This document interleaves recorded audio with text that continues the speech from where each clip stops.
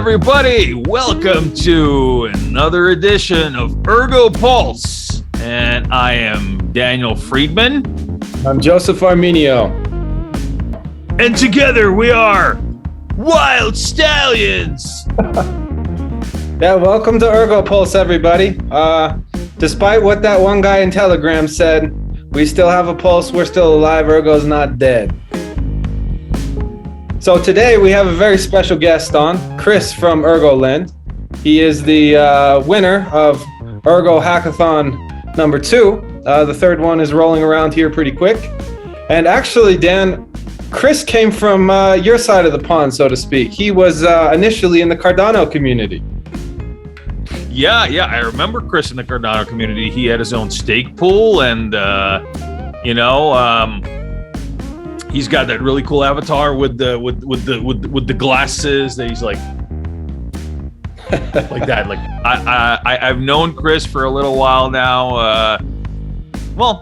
The 21st century is really weird because I know Chris, but I don't really know Chris because I never actually met Chris. I know him through the internet. Chris is really present in the Cardano community as well as the Ergo community. And so he's got this platform that he's building called ErgoLend. Although, have we figured out why we call everything in Ergo something? I have no idea. We got ErgoLend, Ergo Pulse, Ergo Docs. Developers, that's what Ergo's strong suit is. When you get into the front end, nobody knows what to do, I guess. I don't know. Anyway, one of these days we're going to start getting some original naming coming out of the ecosystem. You just wait. Yeah. Well, we'll just call it Ergo naming. Ergo name for the next hackathon. That should be one of the extra credit challenges. Create an app that will generate cool names that will not have Ergo in them. I'm up for it. Okay, let's talk to the EF. Let's get a grant going. Random app name generator doesn't have the name Ergo in it. Okay, so then a certain dog meme coin can stop picking on us. You know who you are. Yeah. Anyway, well, look, I'm really excited to see this. I'm really excited, Joe. Micro lending, DeFi in general, it's a big thing right now. So hopefully Chris has got something interesting for us. P2P networks really do offer a unique potential to do good in the world. You do have the ability to meet and connect with people that you wouldn't in reality. And sometimes that can lead to bonds and friendship and let's say kind of the hand through the internet. Now, that's the app to create. Sometimes, I wish you could reach through the internet and slap some people. And it also would be very nice to create apps to reach through the internet and give people a helping hand when they need it. And so Ergo slap. Ergo slap. Yeah, get on that for the next hackathon, please. Listen. Okay, you go. Well, Chris is one of these people that really doesn't have a bad bone in his body. If you look at what he's trying to create, what he's bringing to the table, I would say it's very principle driven. He wants to do good with blockchain. And that's nice to see, especially in a space where there's a lot of nonsense. There's a lot of sketchy stuff that happens in the industry. So when you have people that are really committed to trying to do something that creates value, I respect that. Absolutely. It's imperative that we have this kind of leadership in general the blockchain ecosystem because there's so many of these, old world banker finance or just generally old school type of thinking guys that will try to delegitimize what this entire movement is about. And of course, 75% of what they say is complete bullshit, but then 25% of it is actually on point. There are scams. We need to legitimize the system to a point of where critical mass is reached of legitimate proper actors like Chris being the vast majority and scammy bullshit artists being just, it's a small percentage or minority, where it cannot be made as a even remotely viable argument for anything against this blockchain movement that we're a part of. So it's really great to have somebody like Chris, great to have somebody like Chris in the ecosystem, and it's actually great to have somebody like Chris on the show. So hey, speaking of which, let's see, let's dial Chris up on the Chris phone, the Chris back phone. Hello, Chris, can you hear us? Are you coming in? All right, and so we have today with us Chris Ray from ErgoLend. Yeah, guys, I'm glad to be here. Been looking forward to this meeting and talking with you guys. Now, Chris, well, it's nice to have you on the show. And, well, just give us a little bit of a rundown. Say your 90-second elevator pitch of what is ErgoLend. Give me 90 seconds, your elevator pitch, somebody who doesn't know what you do, because what it's all about is mass adoption, right? It's not for a small focused group. You want this to be adopted by a large audience, by a large customer base, and to basically go, mainstream with this, right? I mean, that's the ultimate goal. The 90-second elevator pitch is not refined just because, the project is kind of got a large scope for what it is. It is a lending platform, and, it's going to be working on top of smart contracts. It's built for microfinance initially. And, with microfinance, the common theme that people stay away from that in the blockchain industry is because those loans don't have a high assurity of getting repaid. Most of the loaning platforms you see, lending platforms, are collateralized loans. This is for uncollateralized loans in some cases, and possible use for real fi to be involved. And so basically it's just to push power to people that most need it in the world, allow them to gain some financial liberty and freedom that could benefit them wherever they may be, wherever they might not have collateral to find a loan that could improve their lives.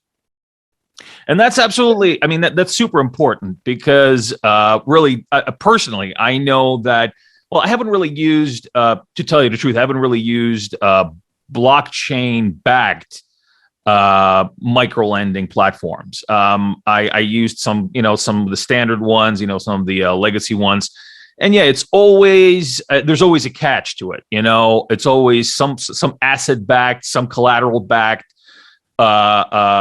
vehicle. And it just kind of, it doesn't allow for that wider audience to be involved in it. But then on the other side, you understand, yeah, this is something that you want to watch out for, because if you're going to lend somebody money, you want to know that this money is going to get paid back. And therefore, blockchain that's what it's all about. You give that assurance with smart contract, give it assurance with blockchain tech that this loan is going to be fair on both sides.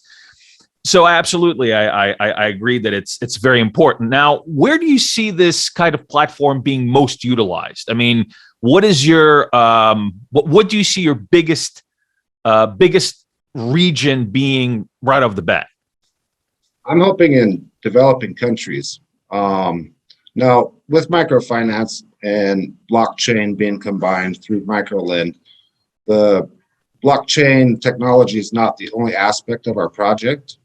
It's also about building communities that can get to know each other, trust each other. As some of us have been doing for years now in our space. We've never met each other, but we can trust each other, to an extent. And so building communities where microfinance can help somebody in developing country, like the two projects that I'm currently working on, one in Nigeria and one in Kenya. These two projects are near and dear to my heart, and they come to ErgoLend with sponsors, people that I've known in the space for years. And so I think, yeah, developing countries, mostly Africa probably, but also looking into other areas of the world without having a version 1 out yet and completely user-friendly UI. The community is slow to grow on that side where this kind of lending can be utilized. But yeah, definitely developing countries. So no, that's perfectly understandable. You have to have something that people can visualize, an actual concept that they can kind of touch and feel before really people start jumping on this, unless you already have somebody with an image in their mind of what this is. And of course, this being new tech, blockchain being new tech in the grand scheme of things, I understand that the community is not as straightforward. The community building is not as straightforward as it would be with more of a traditional legacy financial product. I understand that. So I think this is a good place for us to kind of talk about how you see the community being built. How are you going to go out there? After, say, you have version 1, right? You have an MVP. How do you go? How do you approach the community? How do you go to these regions that you want to bring the solution to? How do you go there? How do you make it apparent to them that this is a product that they need, that this will work for them, and this is better than what they have right now? So Dan, can I step in and address that? Sure. From the Ergo Foundation side, one thing that we would love to support this type of project, and we have to get it to mobile. And the reason why is we live on a planet where more people have a mobile device than have a toilet. Now, from the first world perspective, that doesn't make sense, right? A toilet is a higher concern, but if you look at the infrastructure that it takes to actually support a toilet, you have to have running water, you have to have, wastewater. So the cost of it goes beyond just a toilet itself. Versus a mobile device, usually you have kind of the cost of the device, the cost of the data plan, and all of the other infrastructure is kind of wrapped within that one price.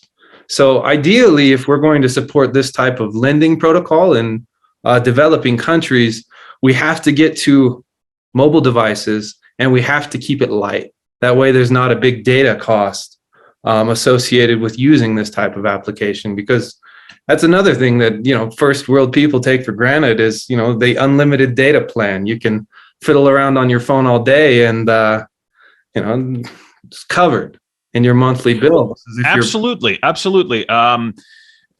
Statistically, and from personally working in, with countries in Africa, countries in Eastern Europe, where you still have some outdated infrastructure, right? So with Eastern Europe, you have countries like Georgia, like Armenia, former Soviet republics, that on one hand have really advanced in the past 20 or 30, in the past 30 years since the wall came down and they declared independence. But then, more rural areas of those regions are still very much, they have infrastructure debt, right? For lack of a better word. And but what we have found, and a lot of times, is that even though traditional infrastructure might be in debt, mobile infrastructure, say cell phone penetration, is actually pretty high. It's the same in Africa. I mean, Africa has systems set up so to leapfrog past these things. For example, the less developed African countries where you don't have regular lines, regular payment infrastructures, things like that to collect payments, they actually will have people come to villages, to couriers to collect money for the mobile providers so that people can have their mobile devices. So like you said, there might not be running, indoor plumbing, but they might have a cell phone, might have a mobile device. So absolutely, I believe that's an important thing. What is your stance on this, Chris? yeah, let me build on that because it's so important to go mobile. Part of why this is a solution worth building is because it can remove some of the costs of lending that the legacy infrastructure experiences now. The infrastructure that they utilize, the overhead that the banks utilize, all that comes with a cost. Employees, they all come with a cost. And so when you talk about going mobile, that's really going peer to peer, right? And that's the solutions that we're looking for, is that allowing people to come together as communities and lend to each other. And it doesn't always have to necessarily be from one country to the next, but this might be just a cousin to a cousin, right? And on a mobile phone, they should be able to, in the future, be able to pull up the app and then submit for a loan, and then somebody can fill that, and they can just call their friend or their cousin and say, hey, can you fill this loan? So yeah, I think going mobile is really important. And I totally agree that that's going to help developing countries.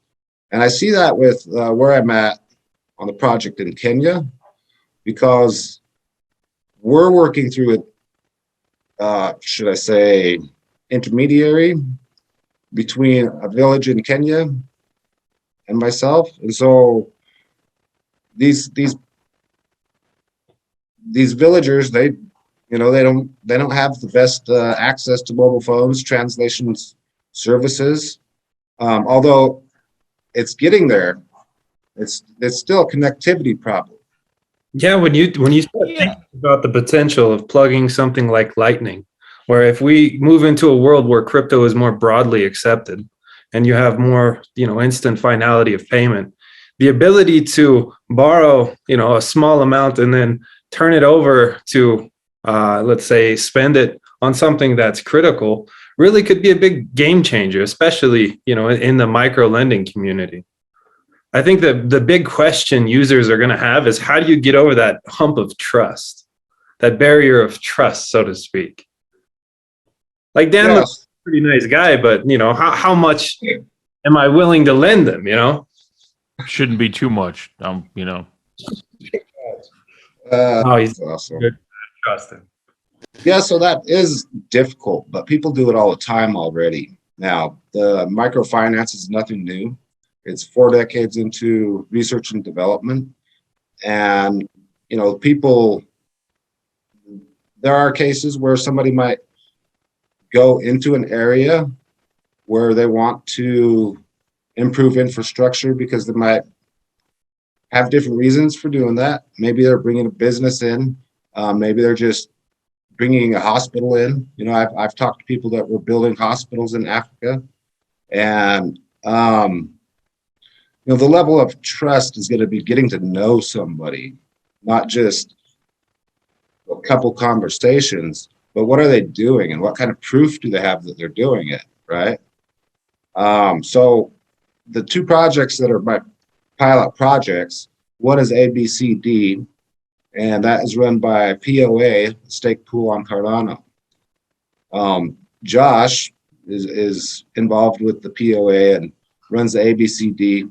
I've known him for years. I trust him, right? If I make a loan to him to allow him to utilize it to build up his school, because they're running an education system there with the ABCD, if he burns me, there's going to be problems in the community because I'm never going to stop hounding him, for my money back, to be honest, right?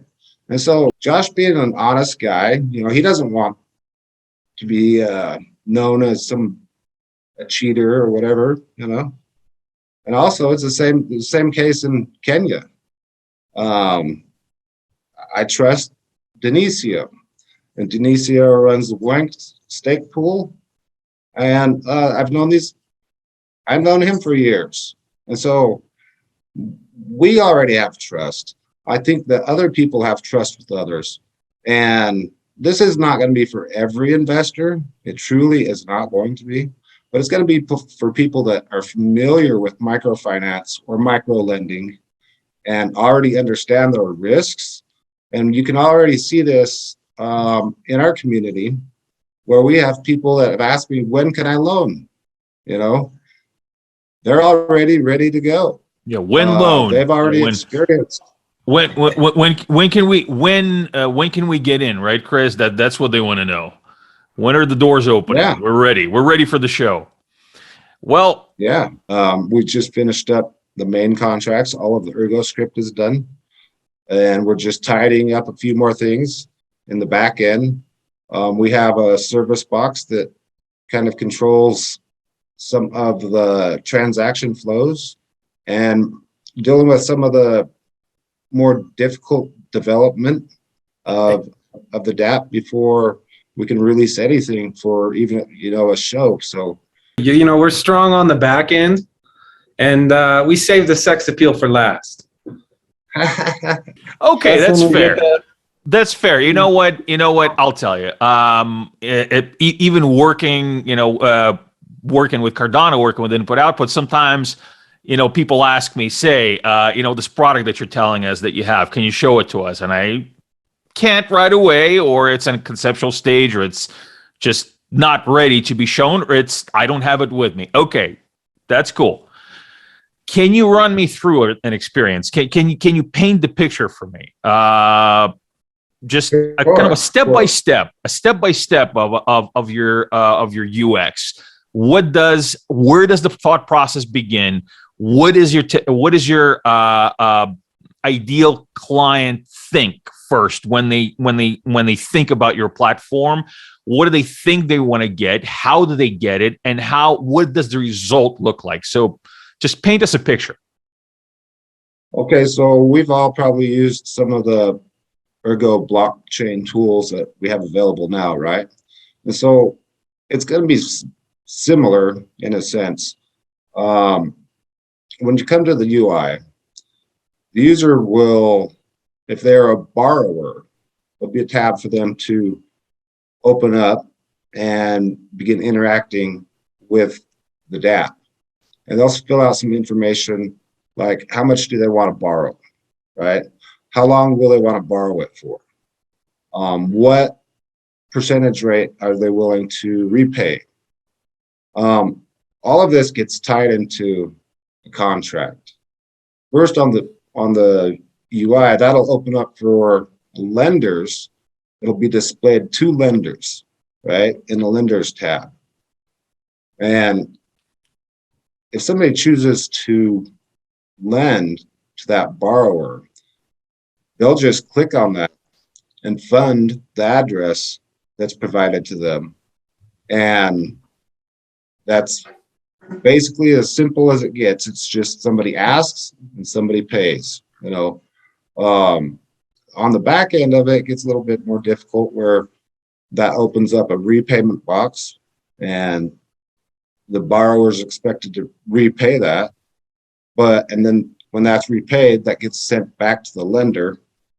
But that's not all going to be on the front end of the UI when somebody starts to interact with us. So we'll just need basic information. If you've never seen the lottery, I would recommend checking that out because it's similar. It's got some similarities to it, where you need an address that you're going to be requesting funds to be received in. The amounts, percentages is pretty easy. So do you imagine it looking like Ergo raffle to some degree? Yeah, to some degree, and to some degree where people can choose. They have different options. One big thing that I wanted to stand on is that a borrower could choose their percentage rate to pay back in interest, because I thought that was really important, that the lending be initiated from the borrower, where they already know what they're capable of paying, right? And so they'll say, okay, in 6 months, I'll be able to pay back at a 5% rate or a 10% rate. Now, I've been with Kiva for 3 years, making micro loans on Kiva for 3 years. I just found out earlier this year that Kiva, on average, is costing borrowers or about 34% in interest. So, I thought that really important to let borrowers say, I don't want to be 34%. I want to be somewhere down here that's more manageable. Because the people that we're trying to help or trying to make loans to, trying to give more power to financially, if they're paying 34%, they're just digging a hole. It's a loan shark rate, so you can say it. Yeah. I was gonna say, Highway robbery. I mean, that doesn't sound like interest. Sounds like VIG. It sounds like a VIG to me, at 34%. So can I ask you about your experience on Kiva? Yeah. What is it that draws you to loan to certain individuals and not others on that particular platform? Like what catches Chris Ray and he's like, you know what, I'm going to put some money on the line here? Yeah, I look for genuine stories. If it strikes me as genuine, I've lent out to everybody across the field, I think. But I've never considered that really, but there have been some accounts that I would just not loan to, based off of maybe they wanted to improve their dirt bike. That's not what I was looking for. That's not what I'm there for. I'm there to change the world a little bit at a time, help people help themselves. And so I've made loans for people to improve their sanitation in their bathrooms in some countries. I've helped people provide seeds for their crops. I've helped people buy more sugar they can resell. I've contributed to education. Shoot, man, I could go on and on. But if it's going to improve the world, if it's going to change somebody's life for good, so not for good, like forever, but I mean, it's going to make an impact that is worth contributing to. I don't want to make somebody a loan that's going to go to Vegas and just drop some quarters in a slot machine. And that's not what I'm out here doing. I've got an altruistic attitude about it. So, well, let me be devil's advocate here, okay? Just for personal experience, I know that appearances can be deceiving. Say, for example, and trust me, there is a point. It might go on a little tangent, but there is a point. I go on tangents. I know this. It's a weakness and a strength. I know for a fact that appearances can be deceiving, right? And that goes for everything, including trying to assess people to give money. For example, I'll give you an example. I am not going to give particulars, but I had to take money out from my funny money, internet money portfolio to buy a car, right? To buy a car for a certain individual, right? And from on the surface, it might look like, hey, he just wants to get the money to buy a car. Well, he doesn't really. He's got other cars. I mean, I'm a car guy, so I got more cars than my wife would like me to.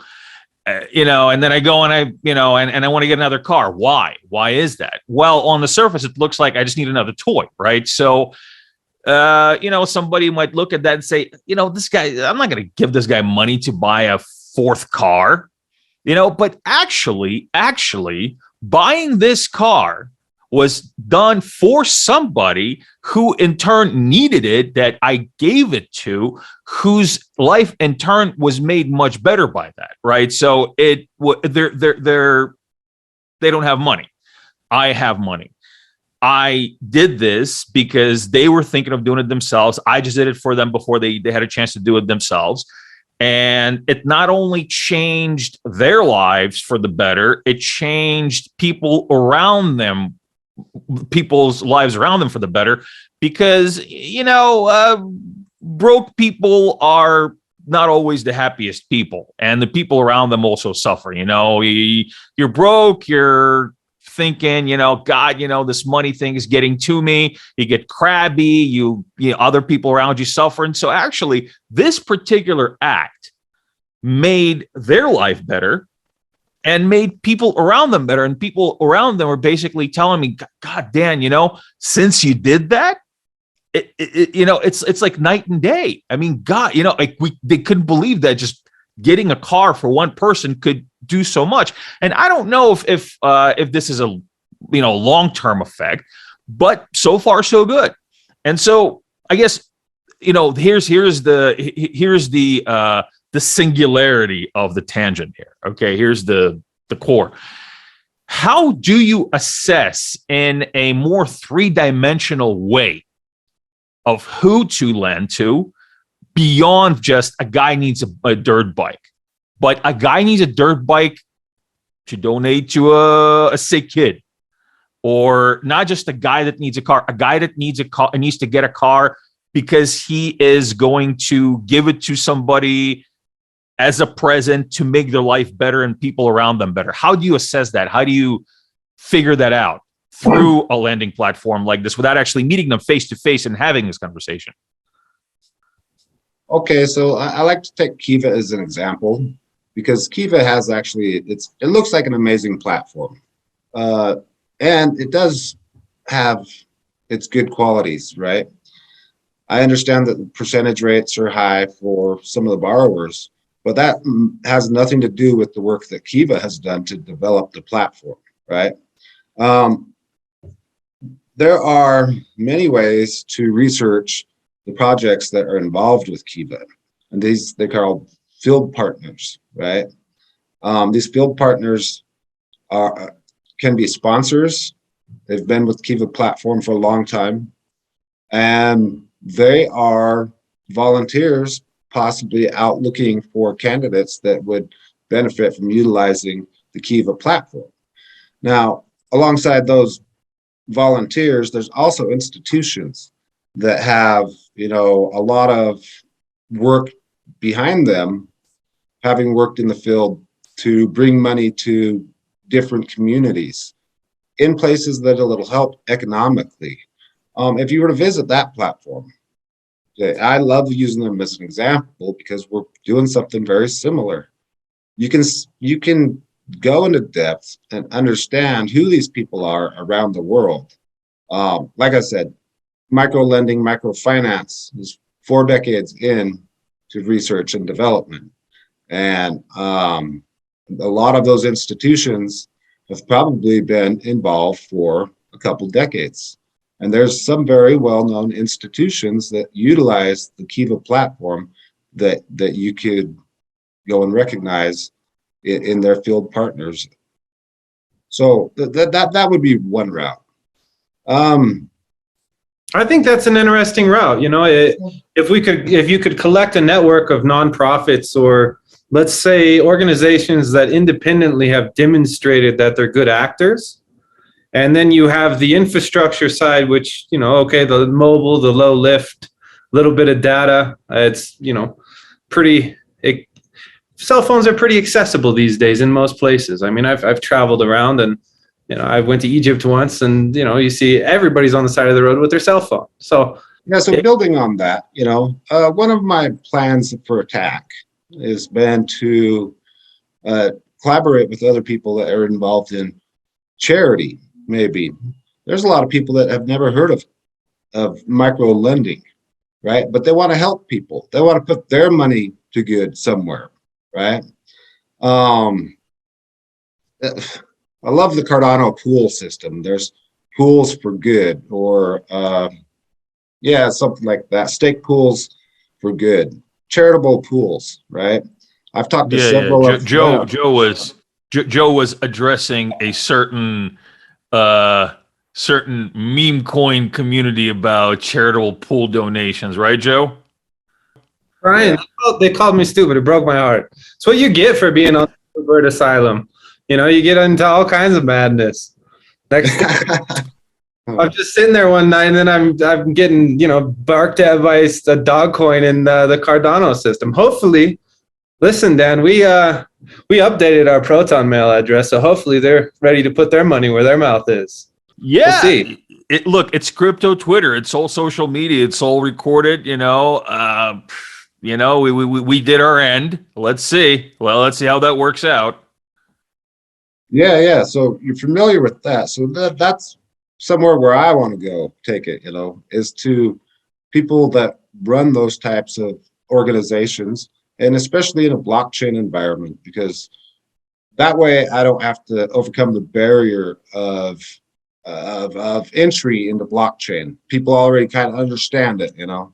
Sure. It's getting so old explaining it nowadays. So I think there's enough good people in the space and good people in the world that if you provide them with good tools, they'll get put to use.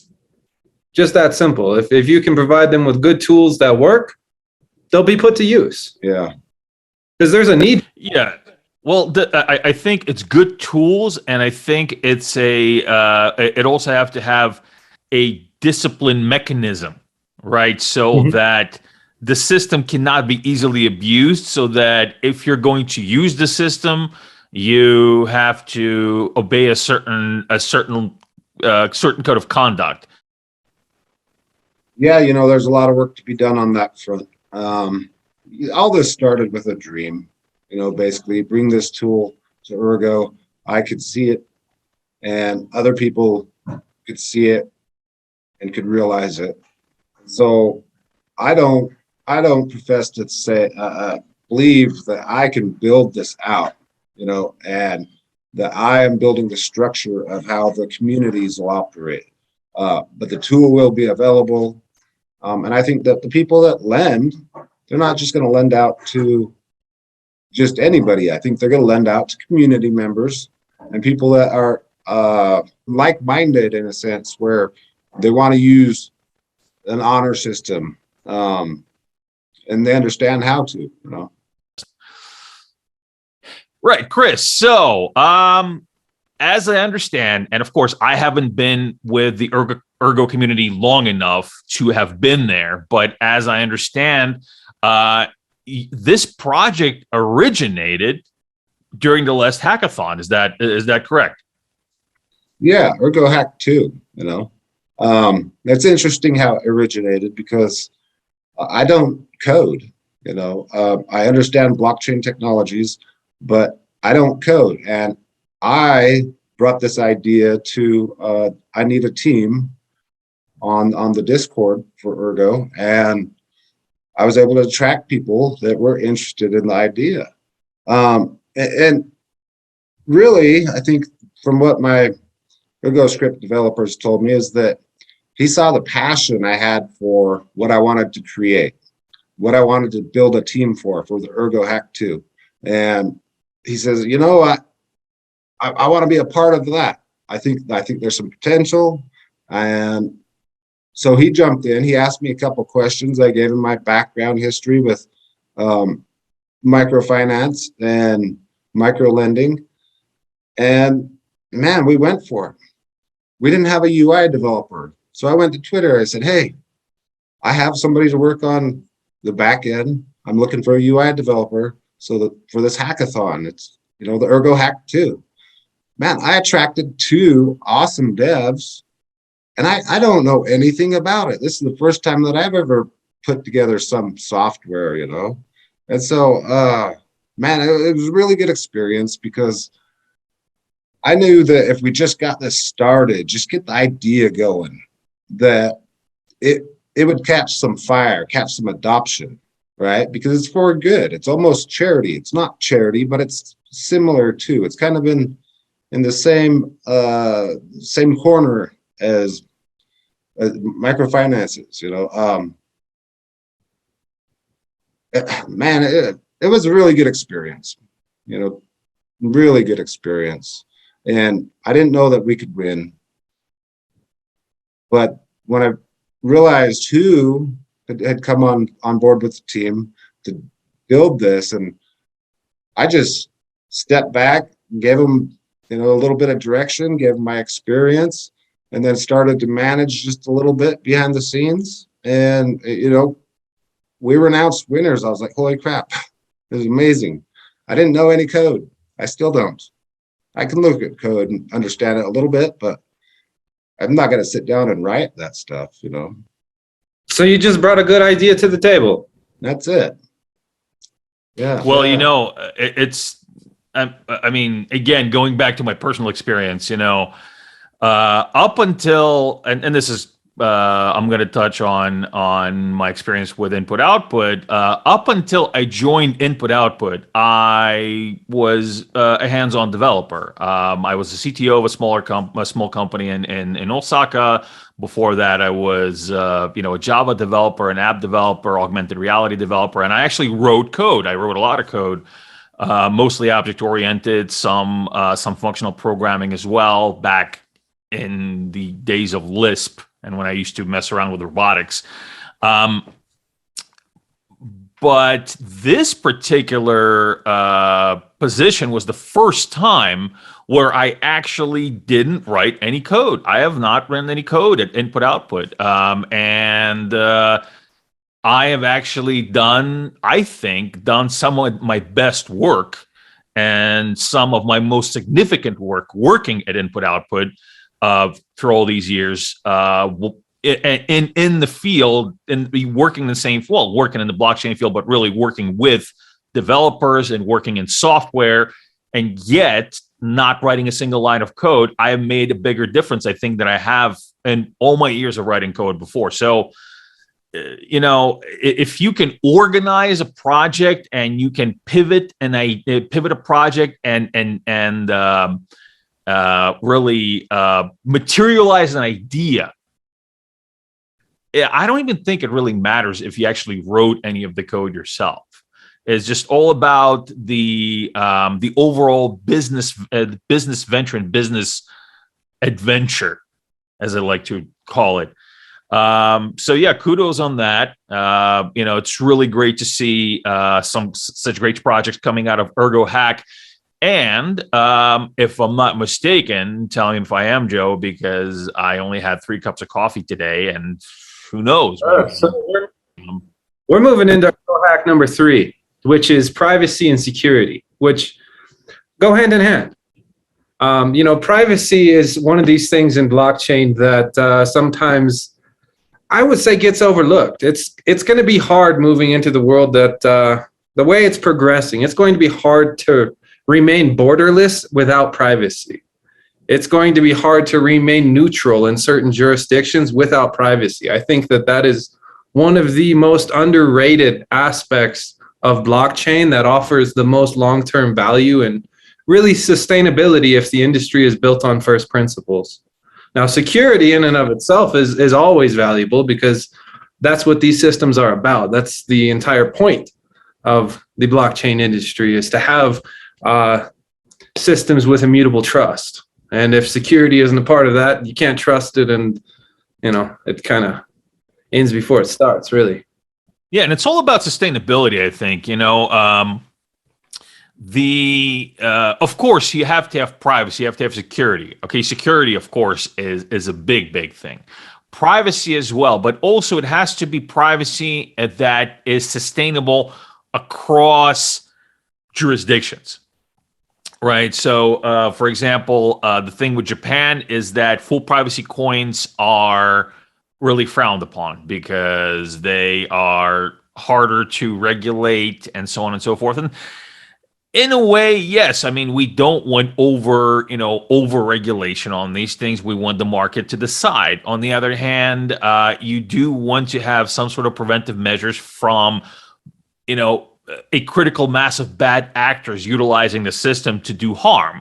And so there has to be a balance, right? A balance of adequate privacy and yet enough adequate consumer and personal protection for people utilizing the system. So yeah, it is very important in my eyes, and it is coming up. And so when is it coming up, Joe? Our registration is actually going to start January 4th. That's registration period for projects that have already kind of got an idea in mind, and usually they have their team together. So they kind of come in right when the registration period opens.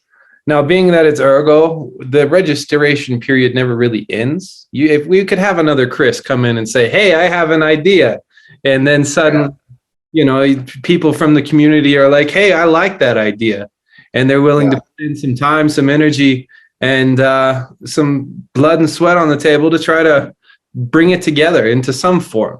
I hope I can serve as an example for people to do that. Come in at the last minute if they have to, and put together a team.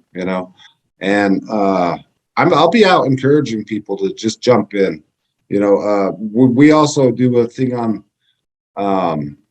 our Discord called ErgoLend, and we are encouraging people to get involved, understand the EUTXO model, and become familiar with it, and on how to design financial systems on Ergo, just so that they can participate in different projects. I think we have over a dozen people signed up for that, and I hope to see them come into ErgoHack 3 just with ideas, because my ErgoScript developer, Keith, he didn't know anything about ErgoScript. He had to go learn some Scala for the hackathon, right? And so coming up at this next hackathon, I hope to see some familiar faces that are just community members that just want to be a part of security and their privacy, because it is an important issue that a lot of us hold near and dear to our wallets, or our lives. Well, listen, guys, I, for one, am really looking forward to seeing this, to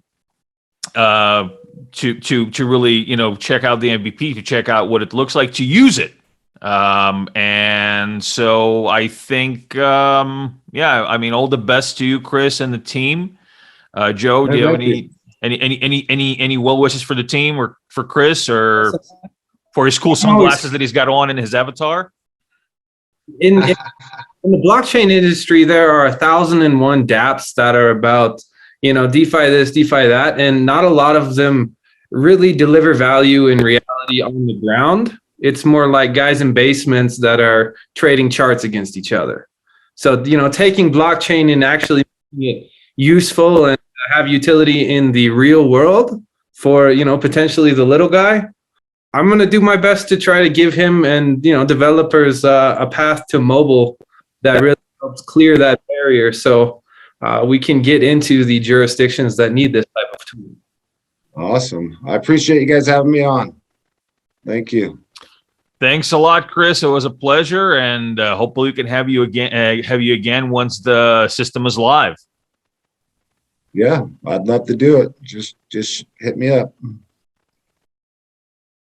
All right, guys. Well, thanks everyone for watching. And again, I am Dan Friedman, and Joe. Here's Joe. Joe, are you Joe? Joe, Joseph. Depends whether I'm in trouble historically, but thank you, Dan. Thank you, Chris. Yeah, thanks, guys. Thanks a lot.